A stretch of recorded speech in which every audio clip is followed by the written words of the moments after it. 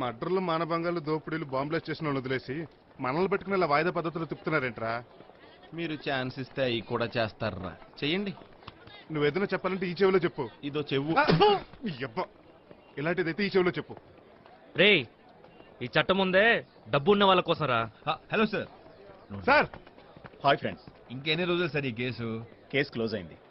ఈ కేసు పెట్టిన వాళ్ళే విత్డ్రా చేసుకున్నారు. ఏంటి సార్ మీరు చెప్పేది? నిజమే. ఇక మీరు కోర్టుకు రానవసరం లేదు. ఫ్రెండ్స్, నేను మీకు ఒకటి చెప్పాలనుకుంటున్నాను. ఎప్పుడూ పక్క వాళ్ళ గురించి ఆలోచించేదానికంటే అప్పుడప్పుడు మీ గురించి కూడా ఆలోచించుకోండి, ఓకేనా? ఏంట్రీ గారు?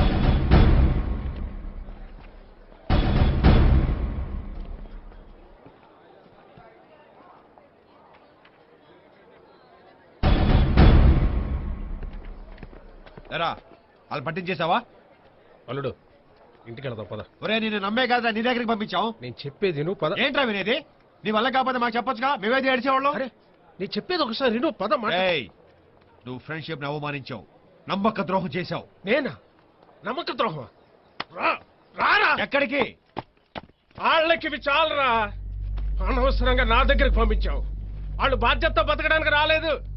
ప్రేమ పెళ్లి అని చెప్పి వయసు వేడి మీద వచ్చారు, కోరికలు తీర్చుకున్నారు, మోసు తీరిపోయింది, బోరు కొట్టుగానే వెళ్ళిపోయారు. వెళ్ళిపోయారా? ఎక్కడికి రా? ఎవరింటికి వాళ్ళు.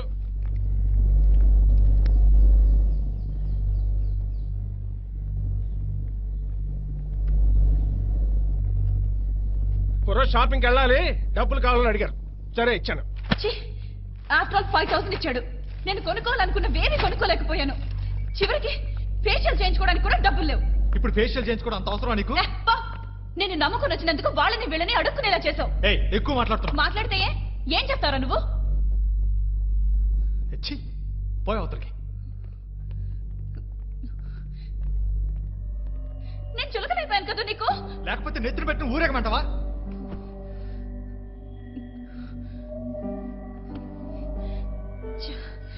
నేను తప్పు చేసేసాను.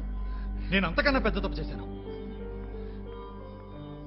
అంటే నీ మనసులో నువ్వేమనుకుంటున్నావో నా మనసులో నేను అదే అనుకుంటాను. ఏయ్, నేనేమనుకుంటున్నానో నీకెలా తెలుసురా? పోవే, నీ గురించి నాకంతా తెలుసు. ఏం తెలుసురా నా గురించి? చెప్పు. పోవే. తెలుసన్నావు కదరా, చెప్పు. ఏంటిదంతా? దాని మనసులో ఉన్నదంతా కక్కుతుంది. తప్పు చేసిందంట చెప్తుంది. వాడు నాకంటే పెద్ద తప్పు చేశాడంట. దానికి అర్థం ఏంటి? రోజు ఒకళ్ళ ముఖం ఒకళ్ళు చూస్తూ కూర్చుంటే వారం రోజులు కూడా ఉండలేరు. మనిషి బతకాలంటే ప్రేమ ఒక్కటే సరిపోదు, డబ్బు కూడా కావాలి. నేను నీకో జాబ్ చూశాను, రేపే జాయిన్ అవ్వు. వెళ్ళాడురా నీ ఫ్రెండ్, వెళ్ళాడు.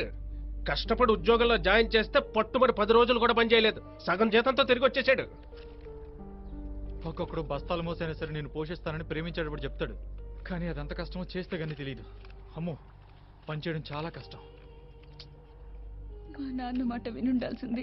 నేను మా అమ్మ మాట వినుంటే రాజాలో ఉండేవాడిని. ఏయ్, ఇప్పుడు నువ్వేం చెప్పాలనుకుంటున్నావు? నువ్వేం చెప్పాలనుకుంటున్నావో నేను అదే చెప్పాలనుకుంటున్నాను. నేను నీకు బోర్ కొట్టేశాను కదా, అన్ని వదిలేసి నీ వెనకాలే వచ్చినందుకు నన్ను నేను చెప్పుతో కొట్టుకోవాలి. ముందొచ్చింది నేను కదా, నా చెప్పుతో నేనే sorry, will you please excuse us for a minute? ఇంత చిన్న విషయాన్ని కూడా పడతారేంట్రా? అది చాలా ఎక్కువ మాట్లాడుతుంది. నువ్వు మాత్రం తక్కువ మాట్లాడుతున్నావా? ఇరిటేట్ చేయకు, మండిపోతుంది. ఇప్పుడు మండిద్దిరా. నా వెనక కుక్కలా తిరిగినప్పుడు మండలేదా? నువ్వు మాత్రం కుక్కలు నా వెనకాల తిరగలేదా? చచ్చిపోతానని చెప్పావు కదరా. బుద్ధి లేక చెప్పానే, అప్పుడే వదిలేస్తుంటే హ్యాపీగా ఉండేవాడిని. మీ అమ్మ బుద్ధి నీకు వచ్చింది, అందుకే ఇలా వాగుతున్నావు. మా అమ్మ గురించి ఏమన్నా అన్నావంటే చంపి పారేస్తాను అనుకున్నావు. చిన్న పిల్లలు ఏంట్రా కొట్టుకోవడం? నా పరువు తీకండ్రా.